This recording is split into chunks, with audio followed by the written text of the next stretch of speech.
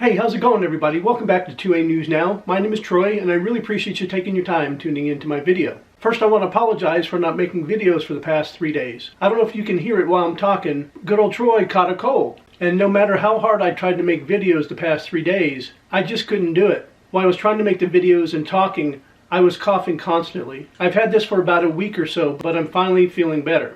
The ATF is using new laws to supposedly target straw purchases. But what this really does, it takes away the attention of what they're really doing, and that's them infringing on the rights of law-abiding citizens. The ATF is supposed to try to keep guns out of the hands of criminals, though it seems they spend most of their time making life difficult for law-abiding gun owners. Now, though, it seems they have a target that isn't you or me. President Biden signed the Bipartisan Safer Communities Act last summer, making it a federal crime to traffic in firearms, and stiffening penalties for straw purchases, made on behalf of people who aren't allowed to buy firearms. Since then, new data from federal prosecutors show they've charged 31 people in 17 cases under the new legislation. And of course, an ATF spokesperson named Carolyn Collins called the laws powerful new tools. The only tools are the people who are in the ATF. The changes to the Federal Gun Control Act are designed to enhance ATF's ability to identify, deter, and investigate those who illegally divert firearms from lawful commerce, Collins wrote in an email statement. The first case prosecuted with the new laws was against a person named Ced Hernandez, who was 26 from Laredo, Texas. He began his 7-year prison term for gun trafficking this week after being arrested last summer. That's all fine and well, but the ATF has always had the tools necessary to prosecute straw purchases. Additional penalties may well keep such people off the streets for a longer period of time, but there's no evidence that the new law will do much else. Let's think about this for a moment. The law in question was passed in June of 2022. Nearly a year later, they've just prosecuted 31 people.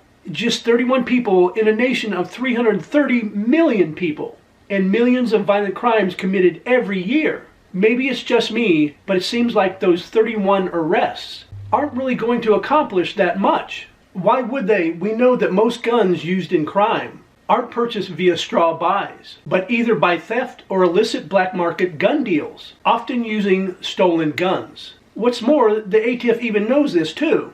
They know that straw buys don't represent an appreciable percentage of guns that get into criminals' hands. So why are they focusing on this? Because it's something they can do and pretend they are accomplishing something. It's something they can do to pretend the law passed last summer is actually going to do something to reduce violent crime in the country. Yes, when the sun is set and we look back on this time, it'll be clear that all that take a look at that law in question accomplished little to nothing. Straw buys aren't legal, and no one is saying they really should be. But this inane focus on them is just a shell game to make like the Bureau is doing more than it really is. Don't be fooled, and don't let anybody else fool you either. The ATF wants you to look at this and hope you forget that their blatantly illegal efforts to harass law-abiding citizens not that long ago. As I've gotten older, I may forget more than my fair share, but that's something I won't be forgetting.